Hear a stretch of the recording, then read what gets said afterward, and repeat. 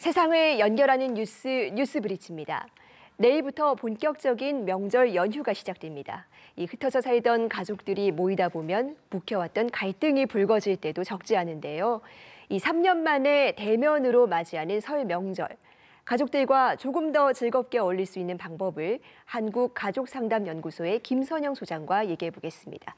어서 오세요. 안녕하세요. 예, 이 명절이 끝나면 유독 가족 상담이 늘어나고 심지어는 이 가정법원이 붐빈다라는 얘기도 있습니다. 실제로는 어떻습니까? 네, 명절이 끝나고 나면 이제 상담을 한 30% 가량이 이제 상담을 받고 있고 또는 이혼을 생각할 만큼 그런 가족 갈등이 좀 있는 편입니다.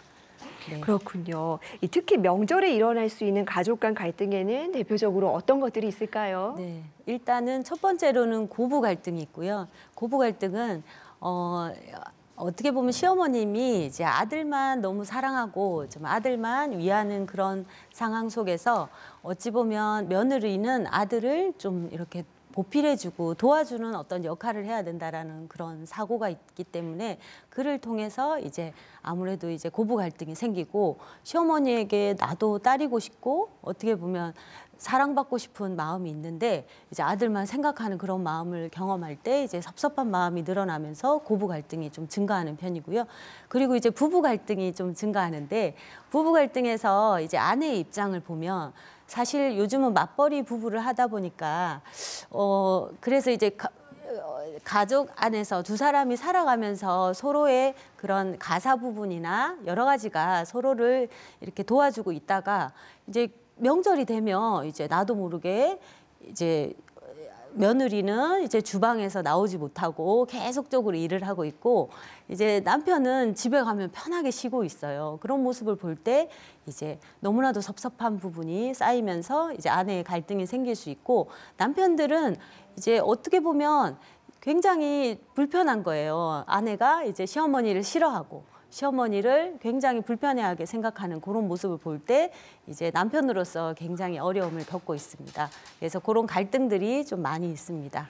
네, 이 각자의 고충들이 있는 거네요. 근데 이 가운데에서 특히 명절에 좀 가장 많이 일어나는 갈등의 유형도 있을까요? 네, 주로 이제 우리 가족 갈등이 있는데 가족 안에서 전통적으로 각자의 가족 안에 문화가 있습니다. 그 첫 번째로 보면 가족끼리 서로가 다른 가족에서 성장을 하다 보니까 가족 안에서 어떤 규칙이 있고 신념이 있어요. 그런 신념을 통해서 우리가 이제 전통적으로 부모님이 갖고 있는 가치관이라고 하는데 가족끼리는 좀 조용해야 된다.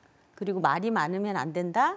그리고 말이 많으면 생각보다 이제 불편할 수 있다라는 어떤 조용한 가족이 있을 수 있고 또는 굉장히 이제 감정적으로 굉장히 풍부하면서 자기 표현을 잘하고 그리고 시끄러운 가족이 있을 수 있어요. 네. 그런 가족의 모습을 통해서 서로가 각자가 다른 문화에서 성장을 했고 그 문화 속에서 서로가 불편함을 느끼면서 이제 첫 번째로 가족 갈등의 가족 문화 차이로 인해서 어려움이 있는 부부 갈등으로 연결이 되는 그런 모습이 있고 두 번째로는 부모님의 의사소통이 있습니다. 부모님은 생각보다 이제 자녀를 굉장히 사랑하고 걱정하는 마음이 또 많다 보니까 이제 자기 사이에게 이제 딸이 좀 불편함을 좀 호소하거나 도와준다는 생각으로 딸에게 이제 도와주기 위해서 사이에게 그냥 주말에는 이제 가족과 함께 지내. 왜 골프 약속을 자꾸 가고 그래. 이런 식의 어떤 표현을 한다든가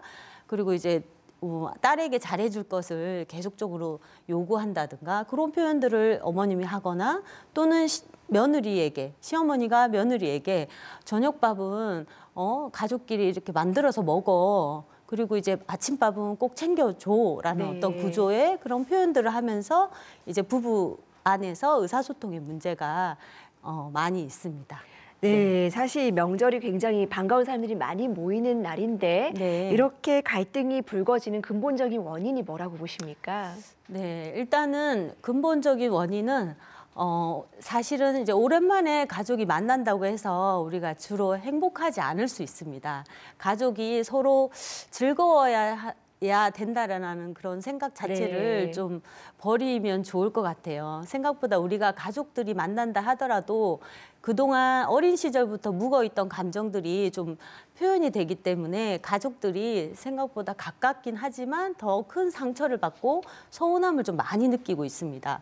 그래서 가족들이 어떤 어려움들이 있고 어떤 갈등들이 있냐면 예전에 이제 만약에 편애를 통해서 편애를 받고 오빠만 항상 좋아하고 본인을 별로 이렇게 좋아하지 않았던 엄마에게 항상 이렇게 편애를 받고 성장한 자녀가 이제 명절이 되면 여전히 오빠를 좋아하는 모습을 보일 때 너무 섭섭해요. 그래서 그런 섭섭함들이 자꾸 생기면서 부모에게 이제 감정적인 표현을 하는 그런 모습이 첫 번째로 있을 수 있고, 두 번째로 어찌 보면 어린 시절부터 부모님이 이제 언어적인 어떤 폭력이나 그 물리적인 폭력을 좀 규칙적으로 가했다면 그 감정이 잘 풀리지 않는 채로 이제 명절을 맞이하다 보니까 네. 생각보다 그 상황에 부모님의 얼굴을 뵙는 것 자체도 힘들어하고 부모님을 마주하는 자체도 힘들어하니까 비언어적으로 불편함을 좀 호소하는 부분들이 있습니다.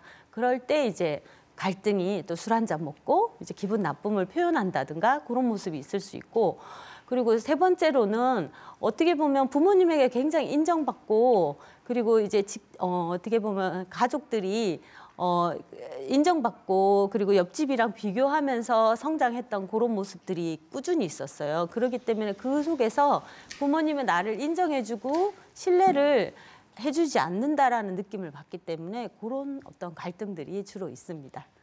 네.